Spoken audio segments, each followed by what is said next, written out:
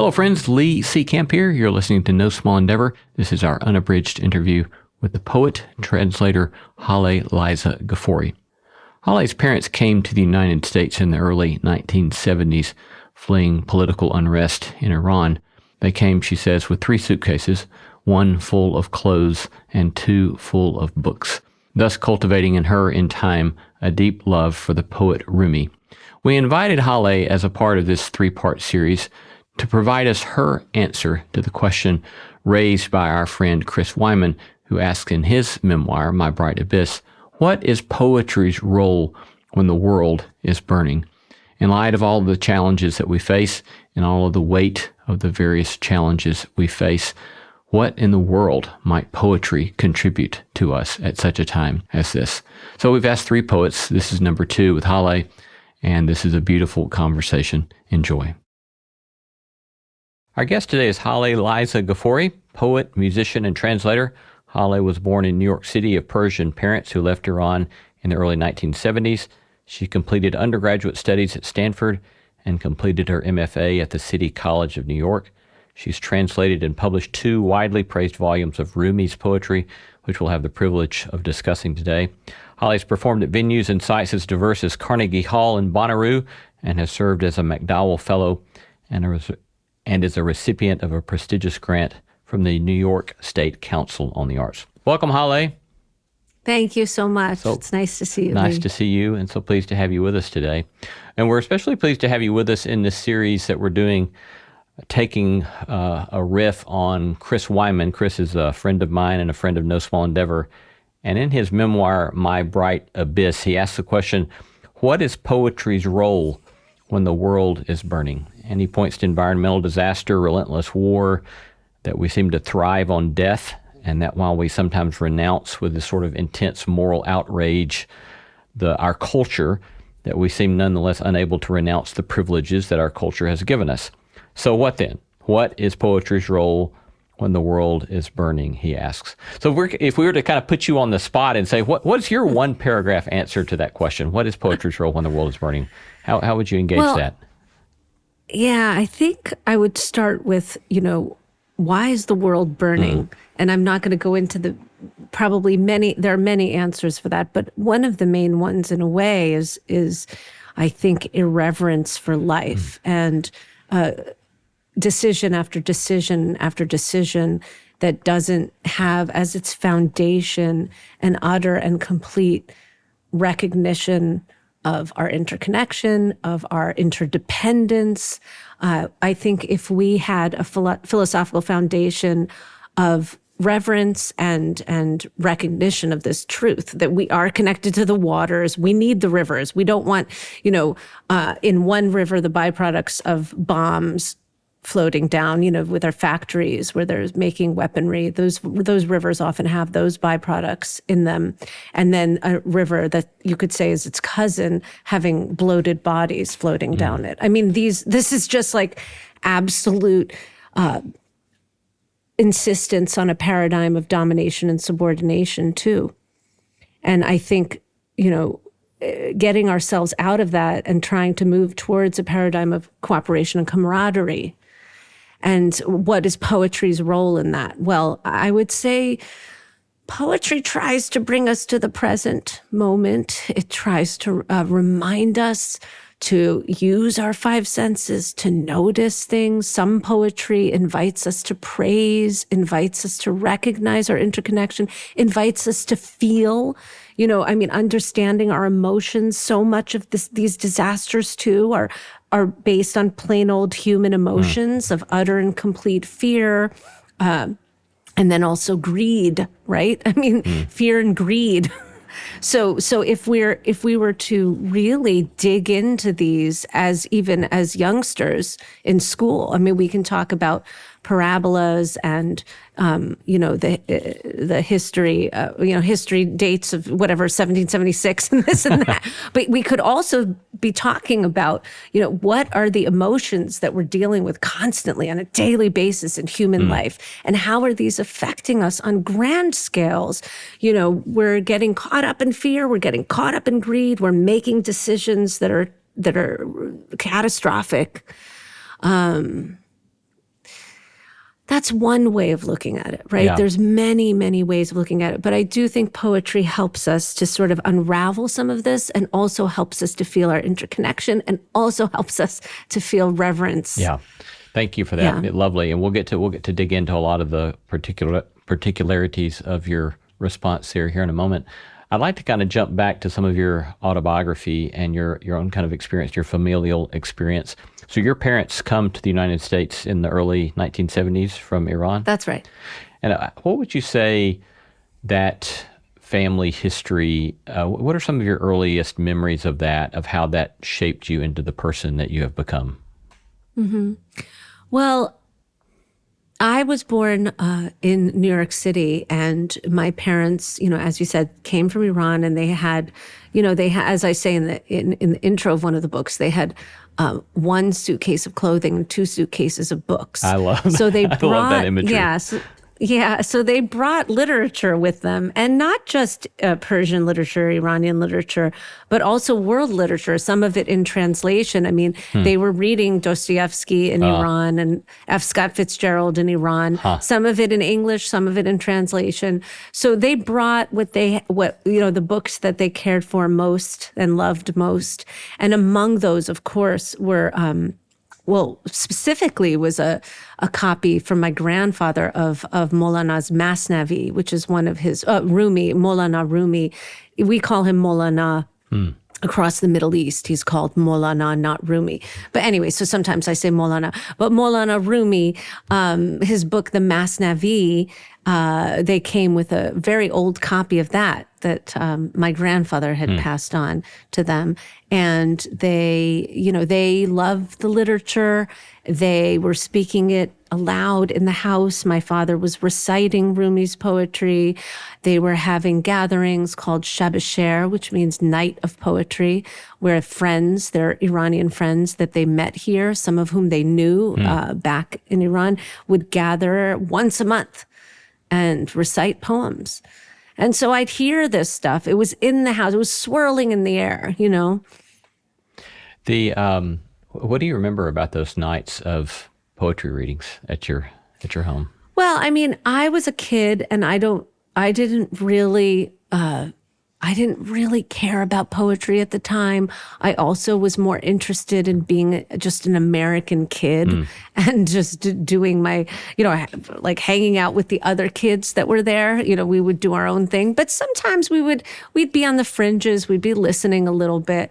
And I remember their love for it. I remember how it seemed to change the air in the room sometimes. On occasion, when a certain poem was recited, it was like, whoa. And of course they were reciting in Persian, and I didn't understand it all. I was learning Persian in the house because my parents were speaking to each other in Persian. But the poetry, of course, has a different, it's a different situation there. You have to have a deeper understanding of the syntax and vocabulary and so on. So at the time, I didn't necessarily understand the poems, but I could sense their importance. Yeah. What are there other key events for you that captured your attention with regard to your subsequent love for the arts, or love for language, or love for writing that kind of placed a call upon your life in some sense? Well, I remember also, speaking of in the household, my father would recite a line from Flannery O'Connor, or a line from Langston Hughes. And I remember these lines and the opening of The Great Gatsby. And he would talk about Diary of a Madman by Gogol. So he would bring up different stories. And eventually, I too got into literature. And I remember, reading Eugene Ionesco's Theater of the Absurd, which I thought actually, in a way, when I look back, had this impact on me, that Theater of the Absurd kind of like takes us out of a situation and gives us a weird bird's eye view. I think sometimes can do that. And in the same way that mystical poetry, or not in the same way, but mystical poetry in a different way gives us a bird's eye view. So both of these kinds of sort of pulled me out of the present and gave me a different angle on things when I was young, and made me wonder about why are things the way they are? Why is the Hudson River a toxic mess? I mean, it was such a beautiful river. Why did the doorman say to me when I said, I'd like to swim in that river? He said, that river will eat your toes. Right. And so I was a kid and I was like, wait, that's weird. I was able to sort of blip out and really hover above what was going on and think this is such a weird way of doing things, and also stories about, different types of, the bombings of Grenada, and the threat of the Russians or not threat of the Russians, or we're imagining it or we're not imagining it, or we're the threat, they're the threat, we're all the threat.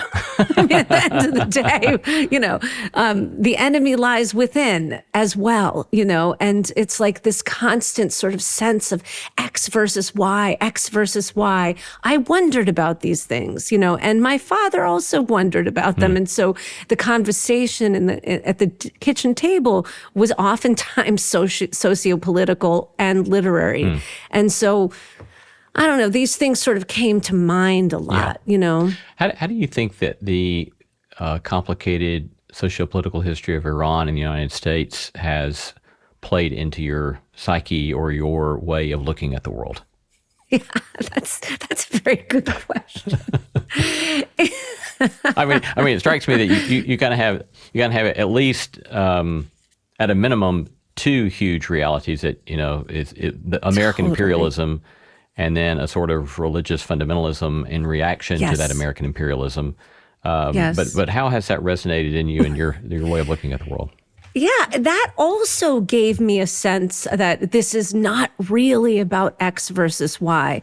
It gave me a sense of they're not better and we're not better. We're both a mess. That's the sense I had. I mean, what I saw growing up was an excessive materialism that I wondered about also as a person growing up, and militarism, materialism and militarism. And I knew that there were proxy wars going on and stuff. My dad would talk about it and my mother would paint these things. I mean, my mother has a painting of a soldier chasing a little girl. And if you look at this painting, she painted in the 80s. It was a big painting. If you look at this painting, it looks like what's happening right now in Gaza. So it looks like what happened in Iraq. It looks like what happened in Afghanistan. So there was this awareness of materialism and militarism in America. And then in Iran, I was aware of a sense of tremendous corruption, restrictions on people's freedoms and so on and so forth. My mother, she wasn't, frankly, I mean, her father questioned whether she should get educated past 7th grade. And, he was very, very conservative. And he wanted her also, at the time that she was a child, to wear the chador, which is the full-length black veil. And my mother didn't want to wear it. And at that time, only very, very conservative people wore that. So she would go down the street, she would tear it off. And she went to medical school. She ended up going to medical school, and graduating from medical school when my father graduated in a miniskirt and go-go boots. So my mother was a rebel. She was strong. She's a very strong woman, and she had a lot of disdain for what was happening there and for, frankly, for the Islamic Republic, which was really, really doing a lot of disasters. America in the meantime was doing a lot of stuff all around the world that we're actually now seeing the effects of 40 years later. I mean, whether we were messing with stuff in Latin America, and the Middle East and, and even South America, and even bombing the little island of Grenada, and all of this because of these doom-ridden narratives that were being spun. Yeah. But were they, which ones were actually true? Which ones were exaggerated? And what was really at the source of it? I mean, it's a lot of greed. How do you, I think I came across a poem that you wrote about that experience of watching your mother paint that painting, right? How would you I mean, you describe it so powerfully in your lyrical way in the poem, but I wonder in a sort of prose way, how would you describe what your mother was doing in the painting of that painting? What would you speculate is the process that's going on in her as she does that? Yeah. Well, she saw the image in, it was either a magazine or newspaper, and it was an article about what was happening in the West Bank post-Intifada. And so she was very like,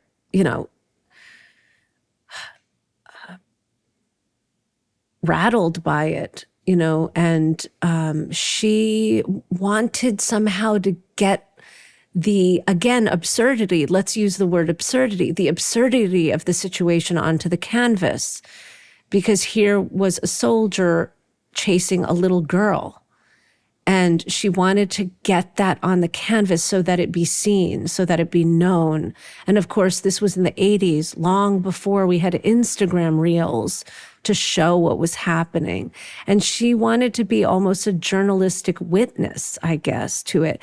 And I think she was also, in a way, processing her own feelings. I mean, in a way, she felt also like she was being chased by a force that she had to run away from too, as on a personal level. I mean, I'm getting really, in a way, I feel like I'm speaking for her, but I know her. And I think that, she had pain in her life, and she was running away from some of that. So I think that the painting worked on many levels. And one of the reasons she wanted to paint it was, I think, because she was concerned, because she wanted to give it a voice, and because she also was resonating with some of that pain, feeling it herself, Yeah. War in her mouth, war in the living room. Every Friday, my mother painted it. Every Friday, her day off for a year, another piece of the looming billboard of her canvas became body, boot, fire, bare feet of a running girl, flexed arm of a running soldier, sheen on his rifle's black barrel, soft folds in her cotton dress, a tree in flames and sunlit dust, arches, domes, olive fatigues, bomb bridge, broken sky, Middle East. We were in New Jersey, and the barefoot girl escaping the soldier was on our coffee table, running across a page in a magazine, through my mother's body, out her mind, onto the canvas. Her skin, our skin. Our ancestors, born in the mountains of Khorasan, strolled through orchards in Baghdad, recited in Damascus, tended the fire in Yazd, touched the black stone, said, "The meadow is my prayer rug, cypress trees my minarets, and the breeze my call to prayer." One Friday, my mother needed me to be her model. To render the surreal real or real surreal, my mother needed to study the protruding clavicle of a running girl. I froze for her mid-run. In her palette of grief and rage, love was the obscured and persistent undertone.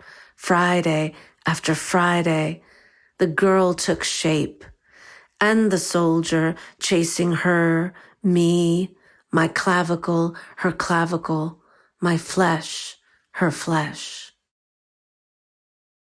Rumi, for those who might be unfamiliar with even some of the basics of who he was and the great significant figure he was, kind of give us maybe a quick overview of key elements in his story, and then how you began to be so taken by his work and how that's come to influence you so much. Sure. Well, I would say, I'll start just to say, of course, he was born in the 13th century in 1206. He was born in present-day Afghanistan or present-day Tajikistan. People aren't sure necessarily. He was his main language was Persian. That's why we call him a Persian poet. But this was before national boundaries. And he moved across the Middle East with his family for like 10 years or so, or maybe 10 or 12 years. They were migrating across the Middle East. For one of the reasons was the father wanted to leave and he wanted to preach in a bigger mosque. He was a theologian. And so Rumi as a child was exposed to a lot of scripture, the Quran, and also was fasting and praying, and also was hearing literature, and also was exposed to different ideas that were coming through and were sort of moving through the air at the time. And they went on this journey, as I said, partly because the father wanted to work elsewhere, but also eventually they were fleeing ahead of the Mongol invasions. So Genghis Khan of the Mongolian peoples was marching across Central Asia and burning villages and so on and so forth. So in a way, they were partly for a time refugees. Eventually, they got to Konya, which is present-day Turkey, and they lived there. And his father was immediately given the position in the town as a big preacher, theologian there. And he passed away, and then everyone thought, well, now Rumi will come in. And, Rumi was called at the time Maulana. They were calling him Maulana, which means our sage, our master, because people loved him already. He hadn't even written one poem yet. But people felt his magnetism and his charm, and he was a great storyteller, and he was son of this illustrious man, and they trusted that he could take over. And he didn't want to at the time. So he fled and went to Damascus and studied for 7 years and got deeper into everything he was studying. And when he came back, it was like, okay, I'll do it now. So then he was preaching, and he was, again, very magnetic, very charming, preaching for apparently like 10,000, thousands of people, maybe 10,000 would show up. It seems hard to believe at that time, but it seems that is so. And then around the age of 38, when he was at the apex of his career, along came a man named Shams of Tabriz, who was about 22 years older.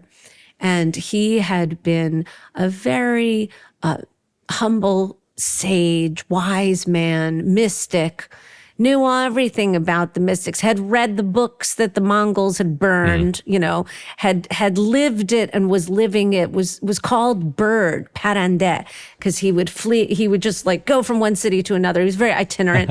He had his like rush mat he would sleep on. He was not like accumulating much material.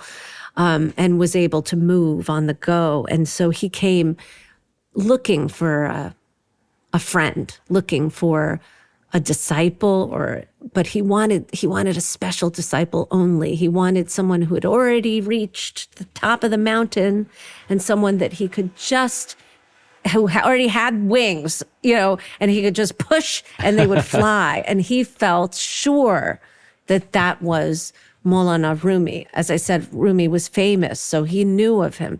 So he said, maybe that's him. Maybe he's the one that I can pass this on to.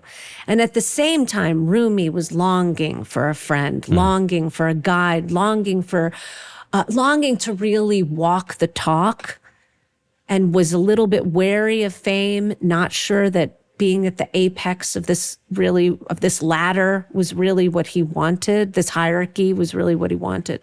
So Shams came in and whisked him away.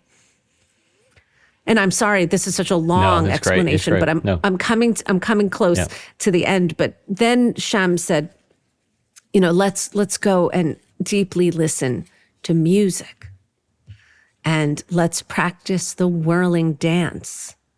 And these were two things that some considered, not everyone, but some considered blasphemous, some considered a distraction. But Rumi did. He went right in, listening to music, doing the whirling dance, and he started to feel something in him open. And he felt like, this practice was a portal to revelation.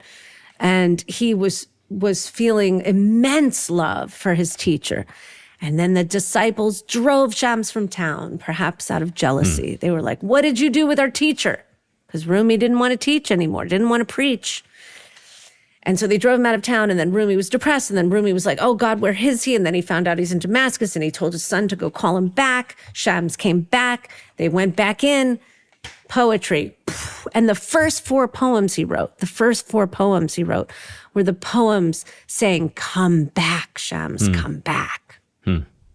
And then once they went back into the ceremonies and the music, that's when he started reciting spontaneously. And people started writing it down, taking it down like Siri, transcribing it like Siri would. So you at one point refer to Rumi as a dazzler and a good friend. Yes. And what's that look like for you to have Rumi as a good friend? Oh, well, so many. I mean, I could say so much about that. I mean, I'll say, he showed me that there was another way to use my mind, meaning my mind was in a state of anxiety as a child and adolescent. I had an anxiety disorder, actually, a very, very, very intense one, frankly. And Rumi got me out of that. He sort of, it wasn't until around the age of 20 or so, but I remember reading a line where he says, essentially, exit the tangles of fear thinking.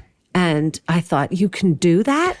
So that means that fear thinking is a certain type of thinking, and there are other types of thinking. Because when you're swimming in water, you're a fish swimming in the waters of your own patterns, right? Your own mental patterns. And so he was the one that sort of turned me on to other possibilities, other ways of sort of managing my own mind, steering my own mind. And he really, in that way, was an opening for me around the age of 20. I thought, well, wait a second, I should get out of the tangles of fear thinking. So let me try and do that. And then, eventually I was singing some of his lyrics in Persian, and I was sharing those songs. And then eventually I was, in 2016, so much, much later, I started to translate. And once I started to translate, he became a very, very close companion. I mean, I was with his words, waking up with them, walking through the park with them, taking the train with them. And I would say he's a very friendly guide. He confesses his own struggle. When he says, دیده پر درد بودم کاسه پر زهر بودم. This is a line that surprises people, but he's saying, an aching eye, as in the eye we see through, an aching eye seeing through pain. A stewing pot of poison, I was both. Reaching for the antidote, I touched compassion, I touched mercy. So there's so much in his poetry about being able to open ourselves and cultivate the love within us, uncover the love within us, move beyond, whatever type of thinking is stifling and oppressive to ourselves or to others. I mean, for me, I was mostly just oppressing myself. You know what I mean? Thinking, as I say a lot, but Mark Twain said the worst things that ever happened to me never happened, right? So I was imagining these scenarios because I was just wired. I was scared of everything, But I'm truly not now, So he is a friend in that he really helped me grow in different ways. And also he's such a wonderful writer and a dazzler, as I said. And so it's such a pleasure to dig into his work and to hear the images and the leaps of thought that he has and the beautiful sort of associations that he makes. And I'm so fascinated by your account that here you are, a 20-year-old, and you see yourself being caught up in the tangle of fearful thinking, and it allows you to recognize that, and then you make a decision to seek to be free of that, and it sounds like you in effect were. Yeah, well, it took some time. So tell us a little bit about what that time looked like. Oh boy. Well, I would say in a way it involved, different healing modalities in a way. I mean, I did go try standard therapy, which, well, it wasn't cognitive behavioral therapy. I think cognitive behavioral therapy is very helpful for that. That's not where I started. I started with sort of unhelpful therapy. Or maybe it's just an unhelpful therapist. But anyway, I did find it. Sometimes that's the best first step. Maybe so. And then there's all kinds of things. I mean, honestly, exercise is really great for getting the blood flowing is really important. Meditation is very helpful. I think a lot of the beauty of digging into poetry is, I don't know, it did something good for me. Listening deeply to music was a good way to use my mind and sort of change things. I went into the jungles of South America and had experiences there that were very helpful. There are just a lot of different healing modalities. I mean, even the 12 steps, not AA, but Al-Anon. I went into Al-Anon, and Al-Anon is a place for, they say, families and friends of alcoholics, but it could be anybody who, well, it is for families and friends of alcoholics, and I happened to have dated at the time I qualified because I had dated alcoholics, so therefore I was, able to be there. But it was like, there was a lot of emotional instability when I was a child, and so it mirrored that kind of situation. And then I sort of related there, and I found some relief there too. The idea of surrendering to a higher power for somebody who grew up mostly in an atheist or agnostic family, that was a very strange thing to think about. But that also I found helpful. And of course, it's the God of your understanding. So it's not necessarily that you have to become a certain religion, but that you're actually sort of aligning yourself with a sense that there is a boundless divine love in existence. And I don't doubt that for a moment. I believe that the only reason we exist is because we are expressions of some force's desire to see life. We are an expression of life force. The desire to live is running through us, because otherwise all these cells wouldn't be working in harmony. And sometimes they go out of harmony. That is true. But everywhere around us, life flourishes, and this life is there's a force running through it that I call love, and it's a boundless love. And so just to feel that and to surrender to that. You in your book Gold, your first volume of translation of Rumi's poetry, that sort of boundless divine love comes through over and over and over again in that volume in such compelling ways. And it's a sort of, even drunkenness, or maybe better, ecstasy, I guess is the word, that the poetry calls us to somehow find ourselves caught up in this sort of boundless divine love. But I'm particularly taken by the one on the poem on page 43. Would you maybe read that one for us? Sure. Page 43, yes. In gold. Yes. Mm-hmm. Sufis arrive. This one. Yes. Yes. Sufis arrive from the left and right, wandering door to door, alley to alley. Where's the wine?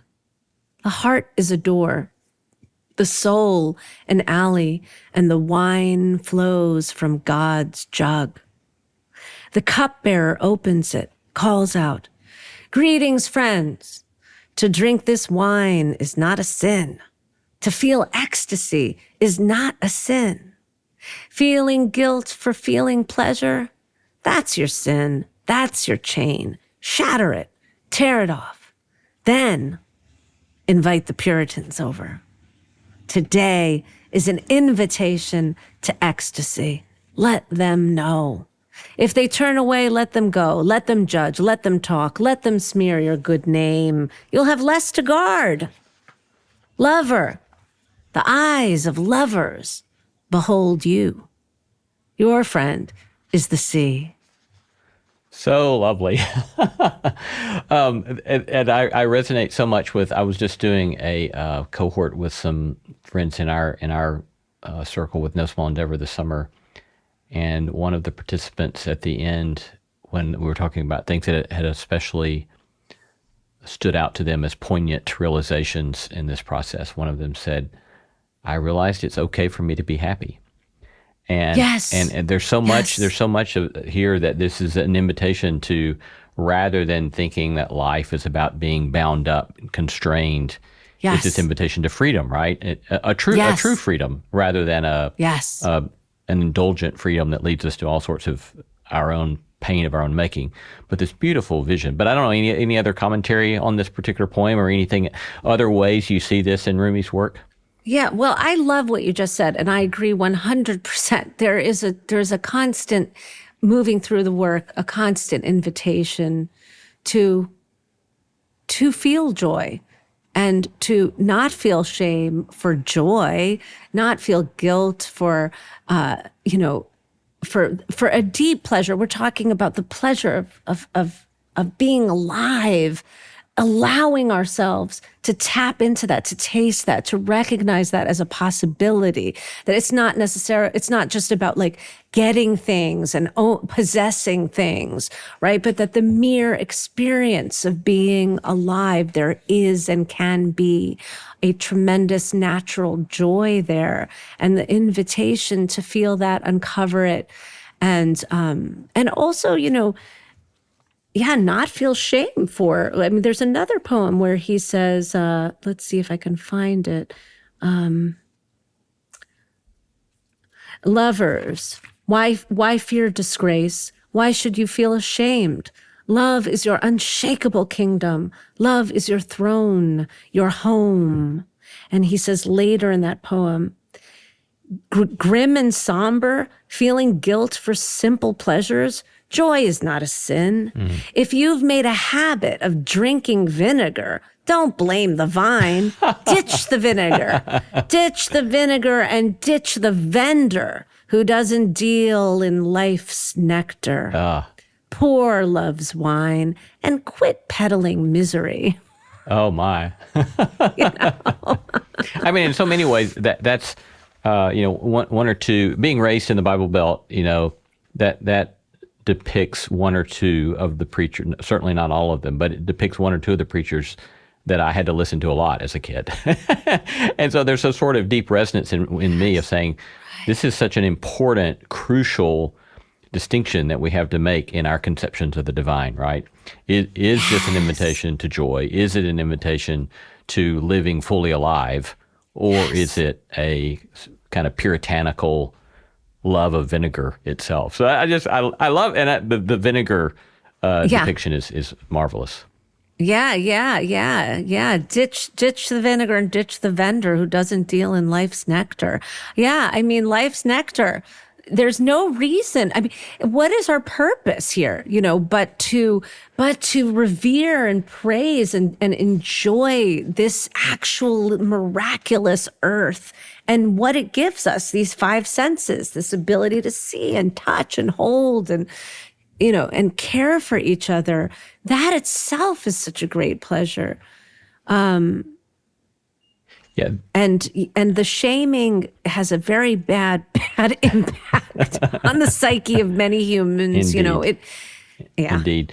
Well, then there's also, of course, in that I also saw come through repeatedly in Gold, this insistence that this invitation to joy required the hard work or the surrender that allowed a release of the tyranny of the self.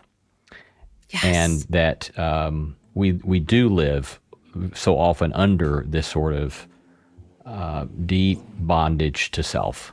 And we only get to that place of living fully alive if we can find some sort of way to let go of that tyranny or to get out from underneath that tyranny. Yeah.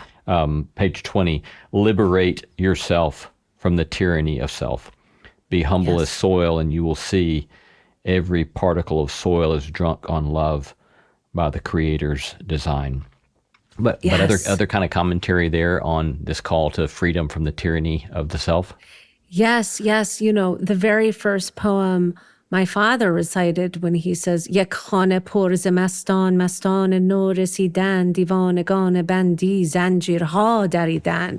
So this is about the breaking through the chains, right? That and over again, Rumi says this in poetry, you know, once again, I broke through the chains. And he's talking about those mind-forged manacles, right, that William Blake talks about, that when we chain ourselves up with our own, you know, thinking and dogma and so on and so forth, whatever it is, you know, and so this liberation, this constant invitation to break the chains. And if you feel like you just chained yourself again in some one way or another, break through the chain again. You know, he says, again and again and again. You know, that it's a process, a continual process of sort of liberating ourselves and liberating ourselves again as we move through life. And then I think it gets much, much easier over time, you know. And what are the shackles? I mean, I think in a way, people have, you know, would describe them somewhat differently, you know, depending on the different sort of ways that the psyche can work. But I think many of us can relate to that, and different upbringing will sort of lend us towards different ways of constraining ourselves. And the invitation again is to do the work to actually feel as expansive and as relaxed as we can while we're here on this earth. You know, the invitation is deep relaxation and deep joy without a denial that there's so much to grieve too. There's no denial about the challenges of human existence. No denial about that. But just ways of saying, well, at least let's not manufacture more pain with our minds. Yeah. Right. That line from William Blake just stands out to me. And I don't know that I had heard it prior to seeing you use that phrase in another article I saw that you had written. Our mind forged manacles. Yeah.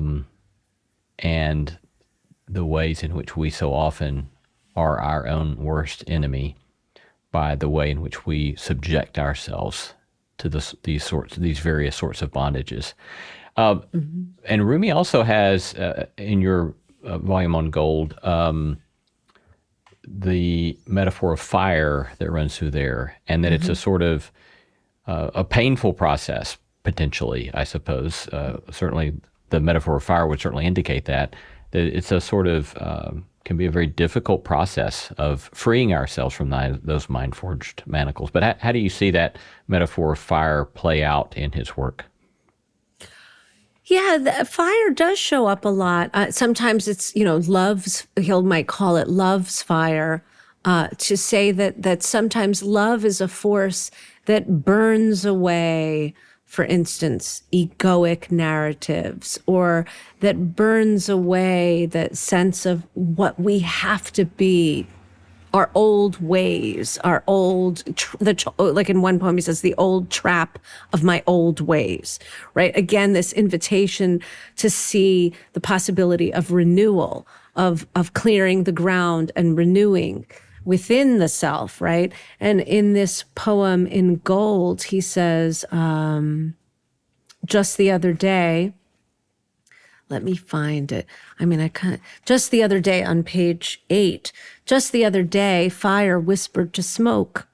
No stick of aloes wood shuns me. From its gnarls and knots, my flames unfurl a honeyed musk of amber, fruit, and flower. It profits in perishing. It welcomes me, even thanks me. At the doorway to emptiness, all knots come loose. Cheers, my flame-eating friend, and love-slain victor. We saw you rise from the dead. We bow in awe. Look at the earth and sky, pawned to existence. One blind, one blue. Beyond them, emptiness, a gold mine. Joy streams from it. Why flee? Lose yourself to it. Turn the hard soil and break the clods open. Seeds will sprout. To stand elegant as a cypress, to caress a face, every seed must shed its coat.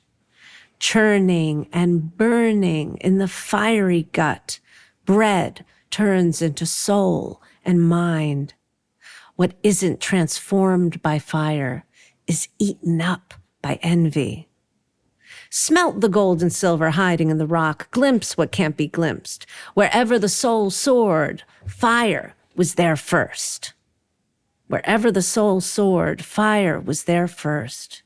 Everything I don't know, love will tell you. You know, I've thought for years that so much of theology is a matter of tone. And I tell my students this sometimes, that any given phrase can have a fundamentally different meaning simply depending upon the tone that we use with it, right? And here you have, so often, both in the Hebrew Bible, in the New Testament, here in this passage from Rumi, we have very similar language about fire. And you can either see fire as this sort of wrathful, vengeful, I'll get you kind of God, or this is the way life is. Yield to the possibility to let our impurities, our bondages be burned up and thus be free. Those are two very different kinds of tones, right? And it's clear what the tone is here within your translation there. Yes. And it's the metaphor of, using these kinds of visions, because a lot of times also love, as we said, love's fire, and there's also water. A lot of times love is expressed as water, that's watering the ground within us and between us and allowing gardens to grow, right? So there's all of these sort of metaphors running through the work that can help us as we try to move through the challenge of human existence. They become visual mantras in a way, and it's all about, really, the poetry is all about, in a way, helping us through this challenge of existence. Right. Well, and the very next poem in Gold has this call to learn to laugh.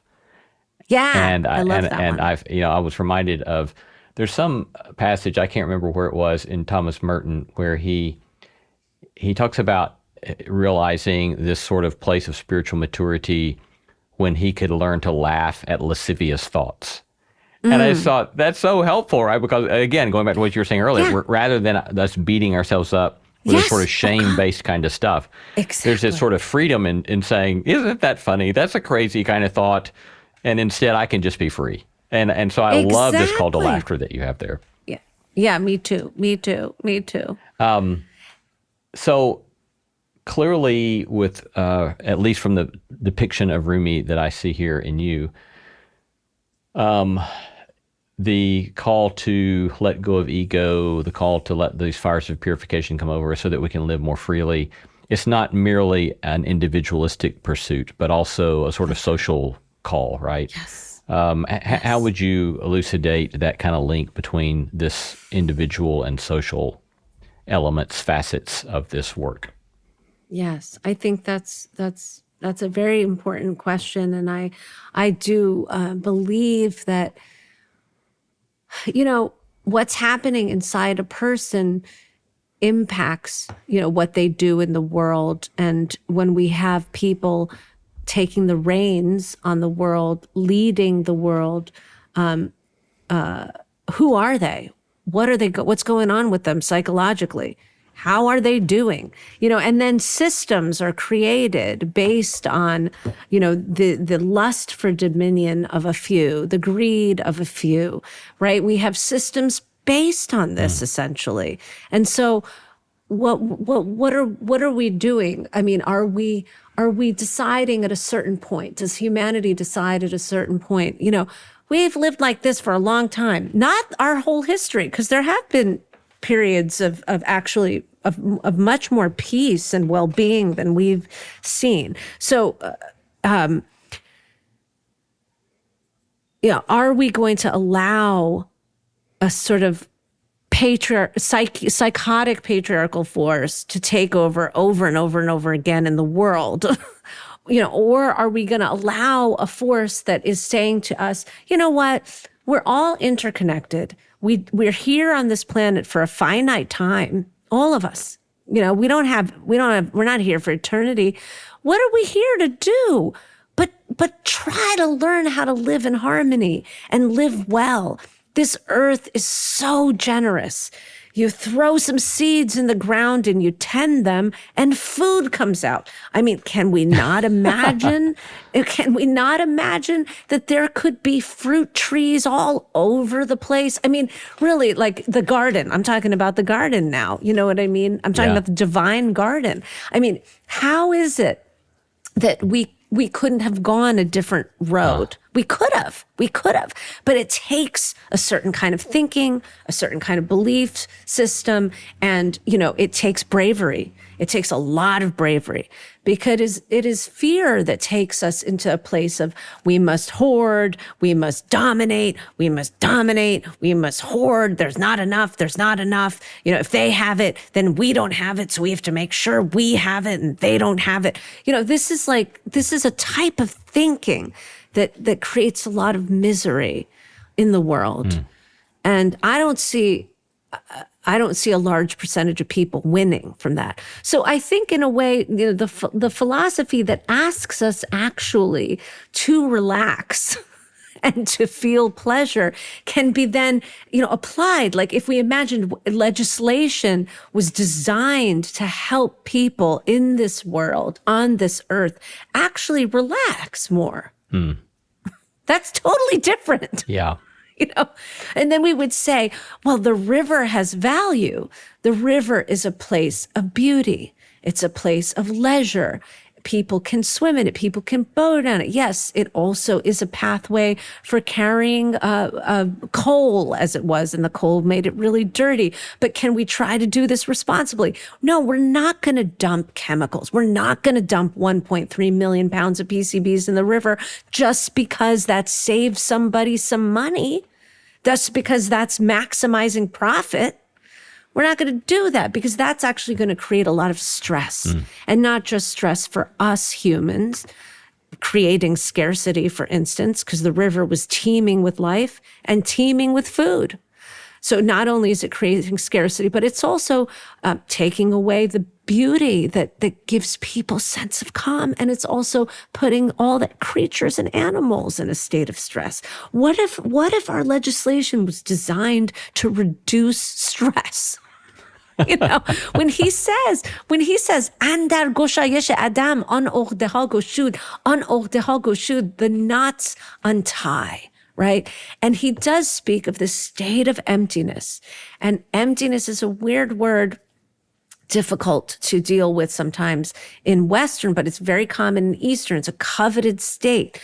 And this is the state, the silence in the mind, this sort of release from calculation and like over-obsession with calculation, with self-preservation, with these types of things, and allowing a sort of calm to overtake the mind, which is a soulful kind of state of being, where we can say, yes, things are scary. Yes, there are people who might try and harm us here or there.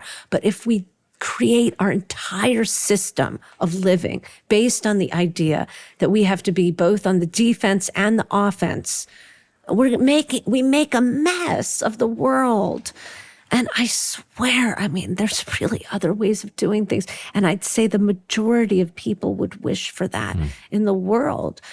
So when he calls upon us to imagine this love, to feel this love within ourselves, it is then also to apply it in the world and to walk this world with that love, to imagine that perhaps legislation could reflect love instead of reflect greed and fear. And to think that that's naive is unfortunate. It's not naive. It's just another option. It won't be perfect. Nothing is perfect, but certainly having legislation that reflects greed and fear, greed and fear, greed and hatred, us versus them, X versus Y, domination, subordination is the only way. That's going to make a mess. So, I mean, I'm repeating myself, but you understand how deeply I feel this and want this. Well, I mean, so going back to our original question from Chris Wyman, what's poetry's role when the world is burning? And one of the ways I hear you answering that is that it's to engender a new imagination, that a different world is possible. Yes. That's a beautiful way of putting it. And, Denise Levertov, coined the phrase, the imagination of doom and disaster. Right. And she said, we have this imagination of doom, which Rumi also talks about very, very clearly. And so, yes, what you just said, the idea of engendering another way of seeing, another way of imagining, poetry can sometimes help us with that. Yeah. Absolutely. So that we don't fall into the trap of constantly falling for the trap and the narratives that are spinning about doom and disaster, and then making that a self-fulfilling prophecy. Yeah. There's also the element of not merely the constructive vision setting, but there's also this element of critique, social critique, at least in some of your work that you representing Rumi there. So I'd like to play this one particular passage of a performance of yours at the McDowell National Benefit.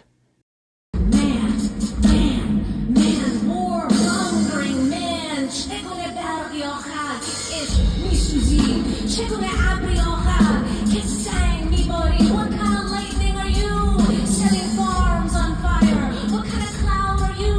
Raining down stones. What kind of hunter? Caught in your own trap. Thief. Stealing from your own house. You're 60 years old, he says to the warmongers. You're 60 years old, you're 70 years old, and you're still uncooked.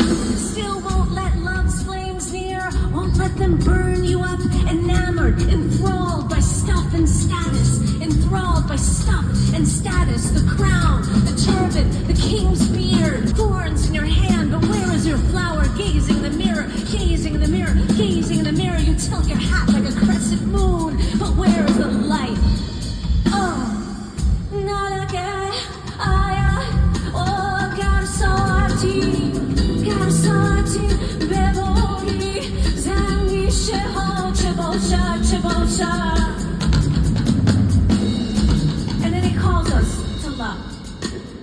He calls us again and again to love.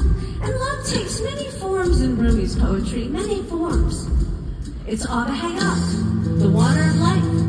It bubbles up from the depths of the soul. It flows through us. It waters the ground within us and between us. Love waters the ground within us and between us, ensuring gardens rather than battlefields emerge. Love in his poetry is fire. It's a fire that burns away the egoic delusions that keep us separate.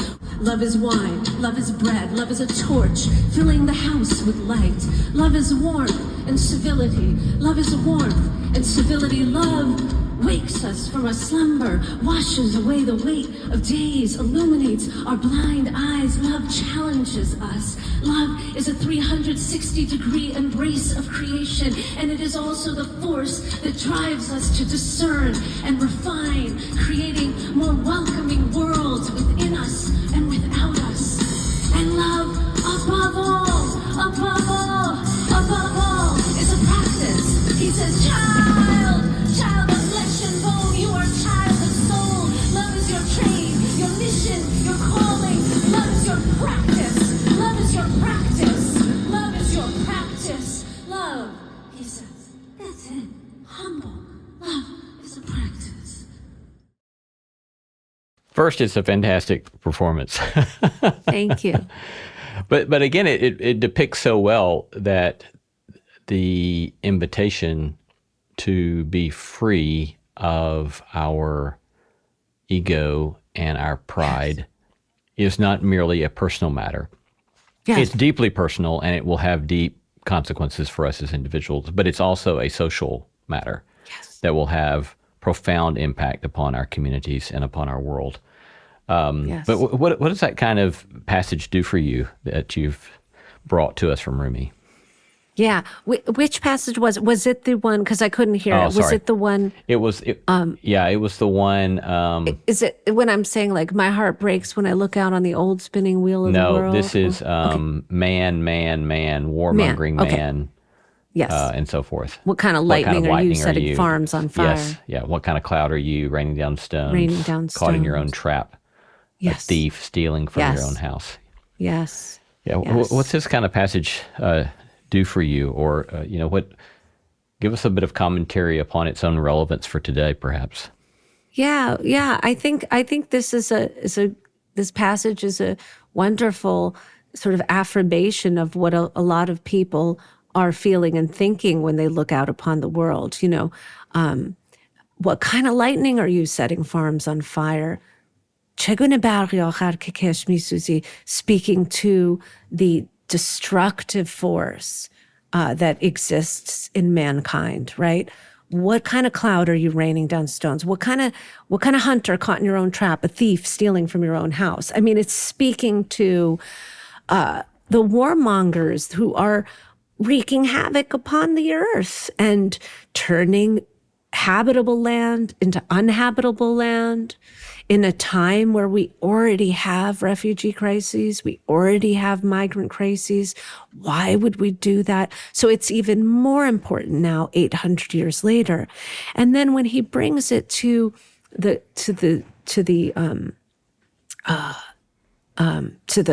enthralled by stuff and status, he says, enthralled by stuff and status, the crown, the turban, the king's beard, thorns pricking your hands, and where is the flower? Where in gazing in the mirror? I mean, he's speaking to the narcissism of leaders and people who are caught up in ego, who aren't actually seeing, what they're doing, or they don't maybe even care, because they're very self-serving and enthralled by stuff and status.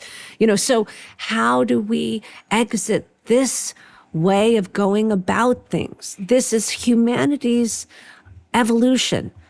It is. This is humanity's evolution, to be able to say, we can't do this anymore. We know what it is. We've seen the characters come through. We know what greed is. We know how it deceives. We know all these things. Why are we doing it again and again, making so many people's lives miserable? We can't do it anymore, because also the earth is burning in different ways, as and is flooding.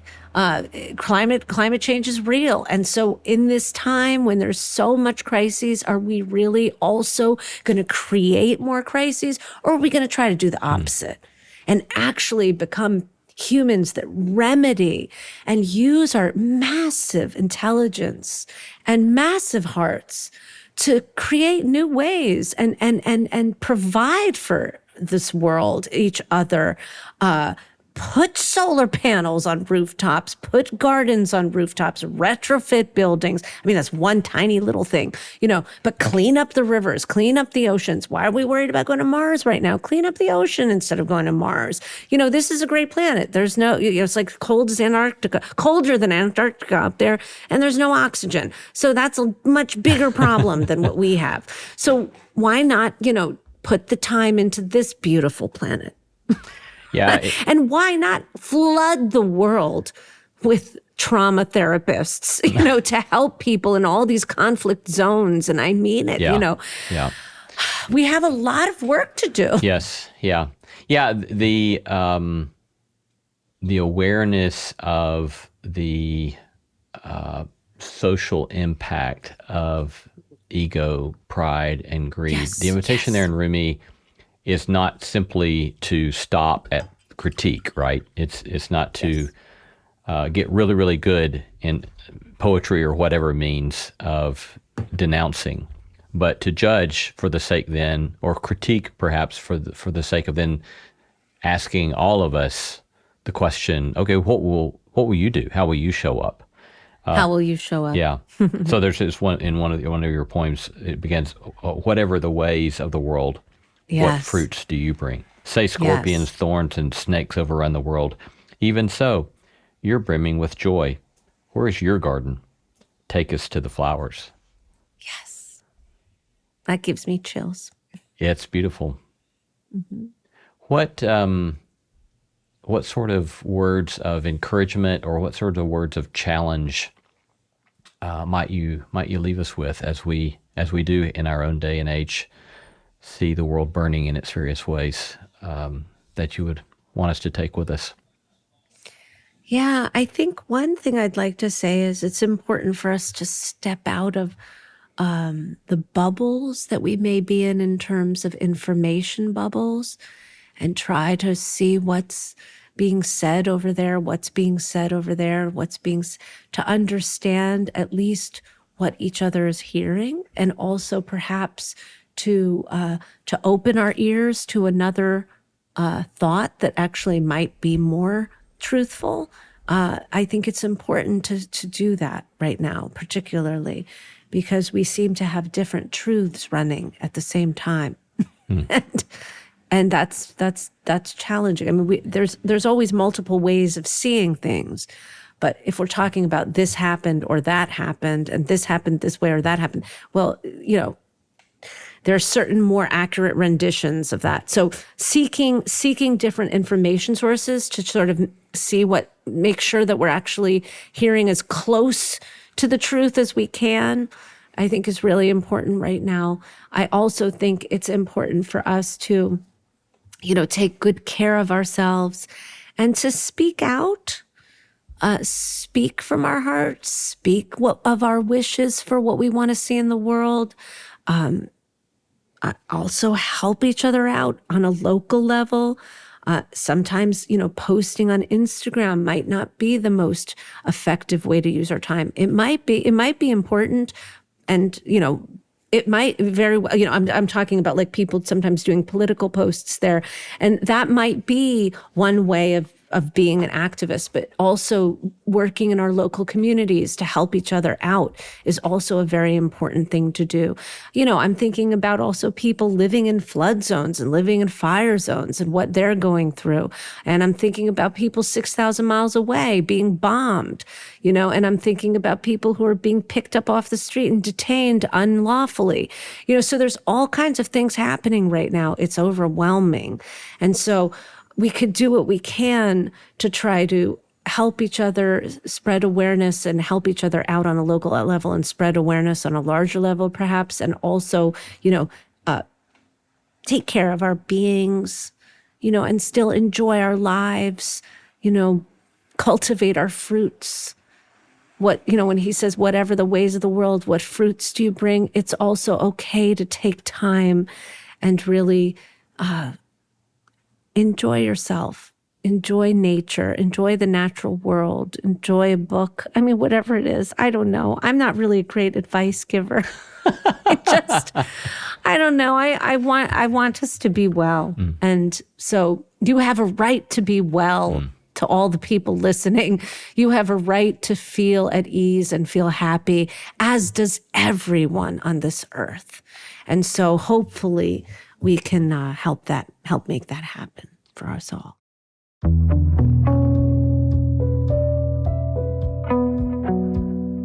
Been talking to poet, musician, and translator Haleh Liza Gafori, talking about her 2 volumes of translation of Rumi's poetry, Gold and Water.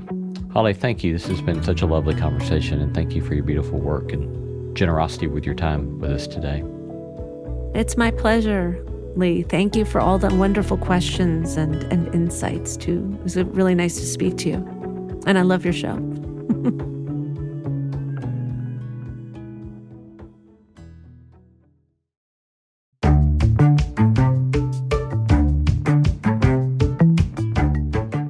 Our thanks to all the stellar team that makes this show possible: Christy Bragg, Jacob Lewis, Carrie Harmon, Jason Cheesley, Sophie Byard, Kate Hayes, Mary Evelyn Brown, and Audrey Griffith.